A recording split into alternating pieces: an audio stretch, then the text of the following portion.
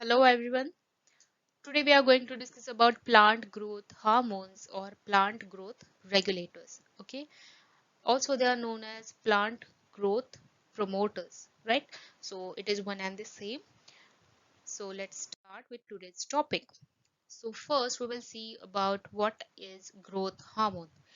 So even animals or humans we produce growth hormones, okay? But there is a difference between plant growth hormones. So today we will be just focusing on plant growth hormones. Okay, a hormone which stimulates growth in plant cell is known as growth hormone. Okay, so each hormone it actually performs a specific function, correct? But nearly all of the measurable responses of the plant towards the heredity or responses of plant towards the environment are controlled by interactions between two or more hormones. Okay, so for example, response of plant towards sunlight, you observe that most of the times plant bends towards sunlight, correct? So that is one of the response of plant towards environment. So actually there is a hormone that is auxin which plays a major role here.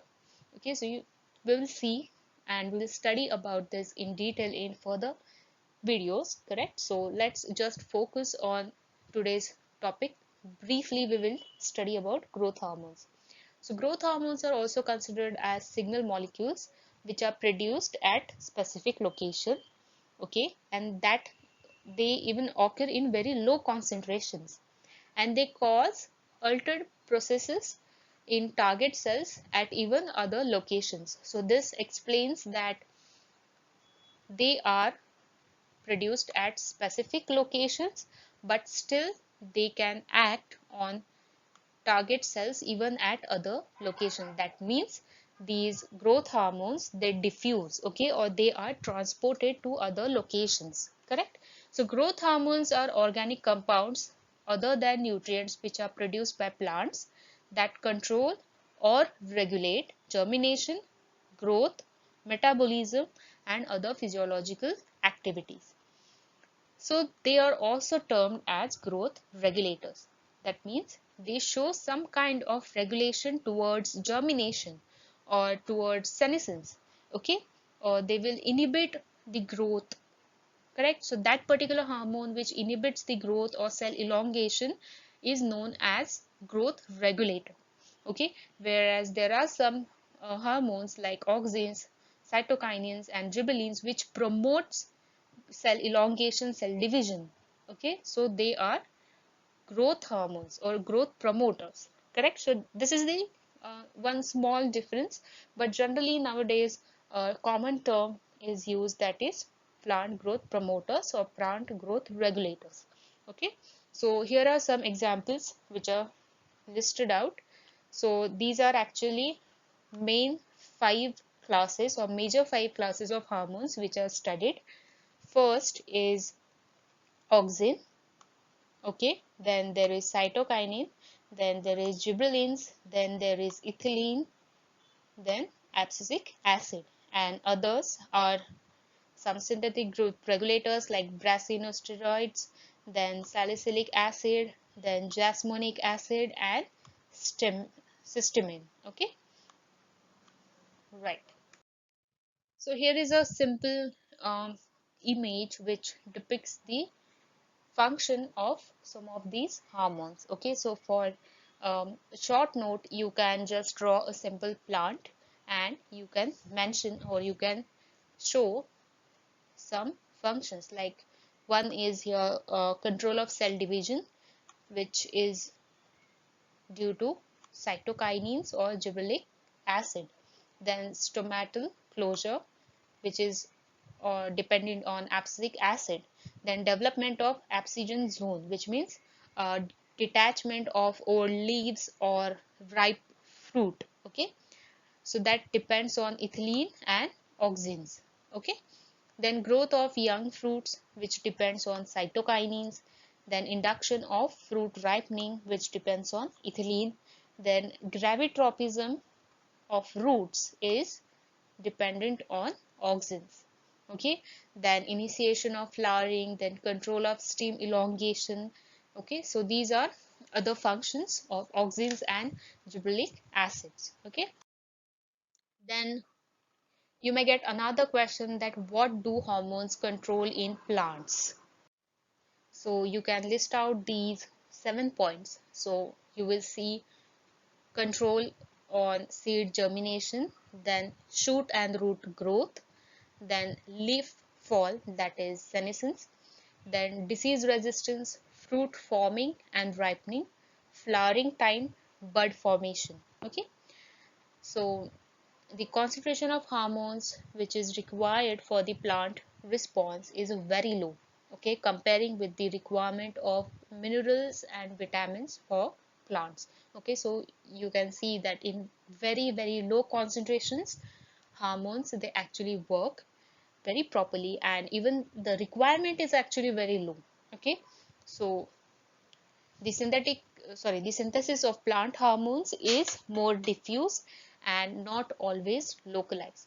So it is not that a hormone is getting synthesized in one part of plant, for example, say in leaf, but it is also working on other tissues or other parts of plant. How?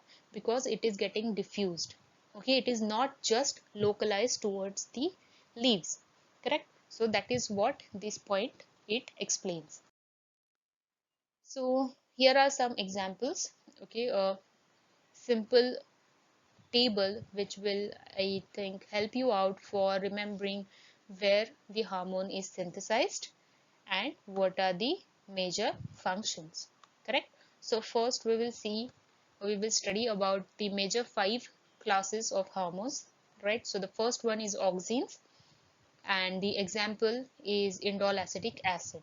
It is synthesized in embryos, meristem, buds and young leaves, and it stimulates stem and root growth, promotes cell differentiation in tissue culture and in procambium. It regulates development of fruit, apical dominance, causes phototropism and gravitropism. Okay, so these are some terms that you may not understand now, but in further videos, slowly I will be explaining everything, each and every hormone in detail we will be studying. Okay, so stay tuned and keep checking my channel. Then next is about cytokinins. So it is synthesized in roots. It promotes root growth and differentiation. It stimulates cell division, growth in tissue cultures, and it stimulates germination and retards aging. Okay. Then next is gibberellins. Then it is produced, or they are produced in meristem, young leaves and embryos. Okay, all are the young parts of plants which are in growing stage. Okay, so they promote seed germination, bud growth, promotes stem elongation and leaf growth. It stimulates flowering and fruit development as well. Okay, then next is about abscisic acid. So here you will find one difference, that these are, or this is one of the hormones which actually inhibits the growth. If you compare the function with auxins or gibberellins or cytokinins, they promote growth by cell division, cell elongation, but abscisic acid is one which inhibits growth. Okay, it closes stomata during water stress and it promotes dormancy. It is synthesized in leaves, stem, root and fruits. Then next is ethylene. So ethylene is synthesized in ripening fruits, aging leaves and flowers. It promotes ripening of some fruits and thickening of stems and roots. Okay, so these are the major 5 classes, and one more example here which is mentioned is about brassinosteroids, a growth regulator. Okay, so it is produced or it is synthesized in seeds, fruits, shoots, leaves and flower buds. So it shows auxin-like effect, okay, but it also inhibits root growth. It retards leaf abscess, which means senescence. Okay, it will stop uh, detaching of leaf, correct?